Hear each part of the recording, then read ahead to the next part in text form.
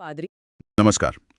आज हम एक काफी अहम और संवेदनशील अदालती फैसले पर बात करने वाले हैं। हाँ, मामला एक कैथोलिक पादरी फादर एडविन पिगारेस से जुड़ा है। जिन्हें एक नाबालिग लड़की के यौन शोषण के बहुत ही गंभीर मामले में दोषी ठहराया गया था। और इसमें हालिया डेवलपमेंट ये है कि सुप्रीम कोर्ट ने उनके सजा को निलंबित कर दिया है। हाँ, जबकि निचली अदालत और फिर हाई कोर्ट ने भी उन्हें दोषी माना था।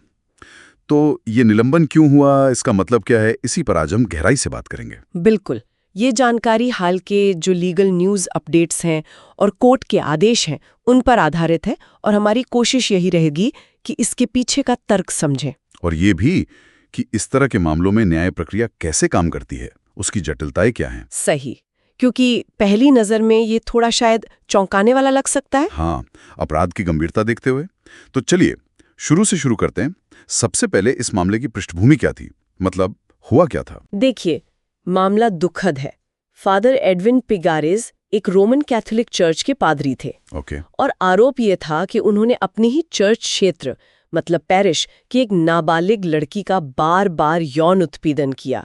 रेप के चार्जेस थे। और ये आरोप साबित हुए? हाँ, निचली अदालत में जो स्पेशल पॉक्सो कोर्ट होती है, वहां ये आरोप साबित हुए और उन्हें दोषी ठहराया गया। सजा क्या हुई थी निचली अदालत से? निचली अदालत ने मामले की संगीनता को देखते हुए उन्हें आजीवन कारावास की सजा दी थी, मतलब प्राकृतिक जीवन के शेष समय तक जेल। पूरी उम्र कैद। ठीक है, फिर ये मामला हाई कोर्ट गया होगा। हाँ, फादर पिगारेस ने अपील की केरल हाई कोर्ट में, और इसी साल फरवरी 2024 में हाई कोर्ट का फैसला आया। वहां क्या हुआ? क्या हाई कोर्ट ने फैसला बदल दिया? नहीं, बदला नहीं। हाई कोर्ट ने भी दोष सिद्धि को बरकरार रखा, मतलब उन्होंने भी माना कि हाँ, फादर पिगारेस दोषी हैं। अच्छा, लेकिन सजा में एक महत्वपूर्ण बदलाव किया गया। क्या बदलाव था वो? हाई कोर्ट ने जो आजीवन कारावास की सजा थी उसे घटाकर 20 साल के कठोर कारावास मतलब रिगरस इम्प्रिजनमेंट में बदल दिया। आजीवन से 20 साल? हाँ, और साथ में ये भी साफ किया कि इन 20 सालों में कोई छूट, कोई रेमिशन नहीं मिलेगी। अच्छा, मतलब पूरे 20 साल काटने होंगे। तो हाई कोर्ट ने भी दोष पक्का माना, बस सजा थोड़ी कम कर दी। हाँ। अब आते हैं सुप्रीम कोर्ट पर। हाँ, जो ताज़ा घटनाक्रम है। सुप्रीम कोर्ट ने हाल ही में इसी 20 साल की सजा को निलंबित सस्पेंड कर दिया है। ये फैसला चीफ जस्टिस BR गवई और जस्टिस के विनोद चंद्रन की बेंच का है। और यहीं पर, जैसा आपने कहा, कई सवाल उठते हैं। ये सजा का निलंबन, इसका असल मतलब क्या है? क्या वो बरी हो गए? हाँ, ये सबसे अहम सवाल है, क्योंकि सजा निलंबित सुनकर लगता है कि शायद मामला रफा दफा हो गया। जरा इसे स्पष्ट करें। देखिए, ये समझना बहुत जरूरी है। सजा का निलंबन और बरी होना यानी अक्विटल, ये दो बिल्कुल अलग चीजें हैं। ओके। निलंबन का मतलब बरी होना बिल्कुल नहीं है। उनकी जो दोष सिद्धि है, जो कन्विक्शन है, वो अभी भी कायम है। कानून की नजर में वो दोषी हैं। तो फिर निलंबन क्या है? निलंबन का मतलब है सजा के निष्पादन पर रोक, एग्जीक्यूशन ऑफ सेंटेंस पर रोक लगा दी गई है। निष्पादन पर रोक मतलब जो सजा भुगतने की प्रक्रिया थी यानी जेल में रहना, उस पर फिलहाल के लिए पॉज लगा दिया गया है। अच्छा, जैसे वीडियो पॉज करते हैं। हाँ, कुछ वैसा ही समझ लीजिए। प्रक्रिया रुकी है, खत्म नहीं हुई। तो फादर पिगारेस को अभी जेल से बाहर आने की इजाजत मिल गई है। उन्हें जमानत यानी बेल दे दी गई है। लेकिन यह अस्थायी है। बिल्कुल, ये राहत सिर्फ तब तक है जब तक सुप्रीम कोर्ट में उनकी अपीलें पेंडिंग है, उन पर फाइनल फैसला नहीं आ जाता। दोष सिद्धि का ठप्पा अभी उन पर है। समझ गया। दोष सिद्धि कायम, बस सजा भुगतने पर टेम्परेरी रोक, जब तक अपील चल रही है। अब सबसे बड़ा सवाल, सुप्रीम कोर्ट ने ऐसा किया क्यों? हाँ, इतने गंभीर आरोप दो अदालतें दोषी मान चुकी हैं, फिर ये राहत क्यों? यहाँ मामला थोड़ा पेचीदा हो जाता है। बिल्कुल, और सुप्रीम कोर्ट के आदेश को अगर देखें तो उनका तर्क साफ है। बेंच ने कुछ खास बातों पर गौर किया है। क्या खास बातें? कोई नया सबूत वगैरह? नहीं, कोई नया सबूत या तथ्य नहीं। जो मुख्य आधार बताया गया है वो है अपीलकर्ता यानी फादर पिगारेस ने कितना समय जेल में बिता लिया है। कितना समय? आदेश के मुताबिक वो पहले ही लगभग 10 साल की सजा काट चुके हैं। 10 साल? ये तो काफी लंबा समय है। हाँ, 1 दशक। अब कोर्ट ने IPC की उन धाराओं को देखा जिनके तहत सजा हुई थी। सेक्शन 376(2) I और N, ये गंभीर यौन अपराधों से जुड़ी धाराएं हैं, खासकर नाबालिगों के खिलाफ। इन धाराओं में अधिकतम सजा तो आजीवन कारावास तक हो सकती है, लेकिन कानून में एक न्यूनतम सजा, एक मिनिमम सेंटेंस भी तय है। वो कितनी है? वो है 10 साल। अच्छा, तो जिस अपराध के वो दोषी हैं उसमें कम से कम 10 साल की सजा तो होनी ही है। सही। अब सुप्रीम कोर्ट के तर्क को जोड़िए। पहला, पिगारेज 10 साल काट चुके हैं। दूसरा, न्यूनतम सजा ही 10 साल है। ओके। तीसरा, हाईकोर्ट ने सजा घटाकर 20 साल की थी, तो ये जो 10 साल उन्होंने काटे हैं वो इस 20 साल का ठीक आधा, मतलब हाफ भी है। यानी कोर्ट ने देखा कि वो न्यूनतम सजा तो काट ही चुके हैं और जो घटी हुई सजा थी उसका भी आधा वक्त जेल में गुजार चुके हैं। एग्जैक्टली। सुप्रीम कोर्ट ने इसी गणित पर, इसी तथ्य पर फोकस किया।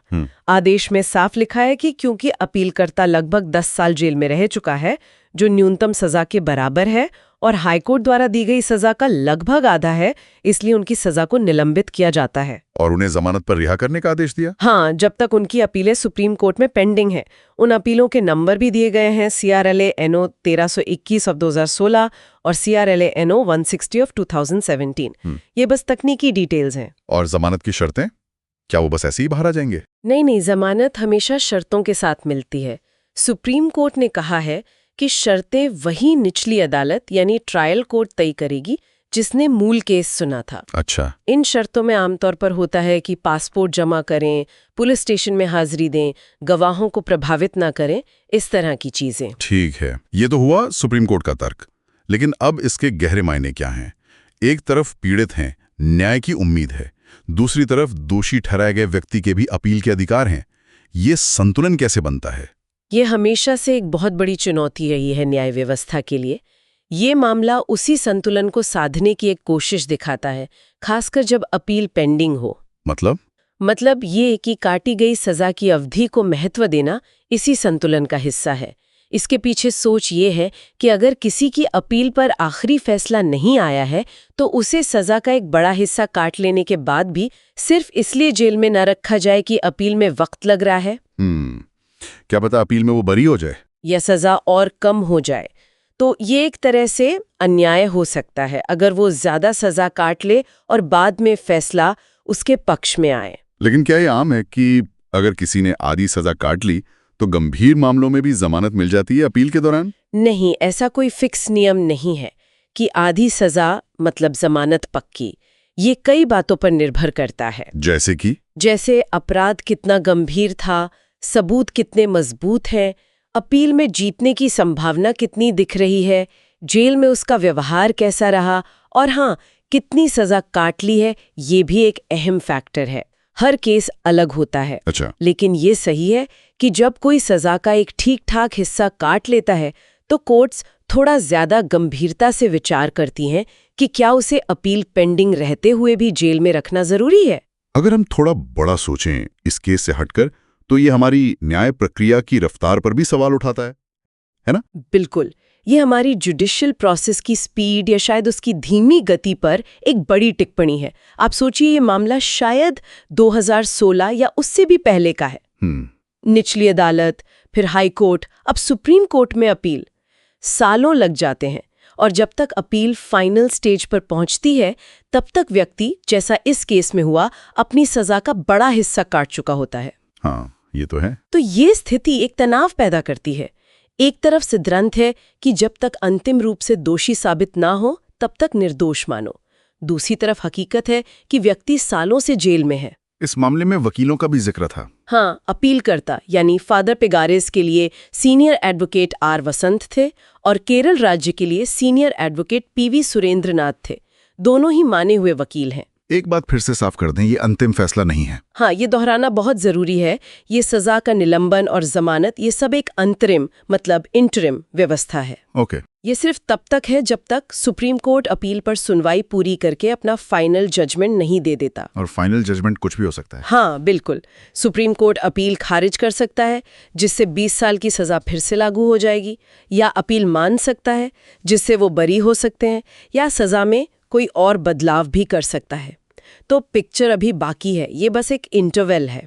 ठीक है, तो जो लोग हमें सुन रहे हैं उनके लिए इस पूरी चर्चा का निचोड़ क्या है? उन्हें सबसे क्या समझना चाहिए?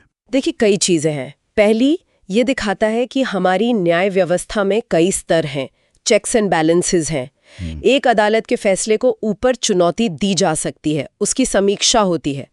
और दूसरा, ये उन वजहों को सामने लाता है जिनके आधार पर अदालतें जमानत या सजा निलंबन जैसे फैसले लेती हैं। गंभीर मामलों में भी, जैसे कितनी सजा काट ली है, ये एक फैक्टर है।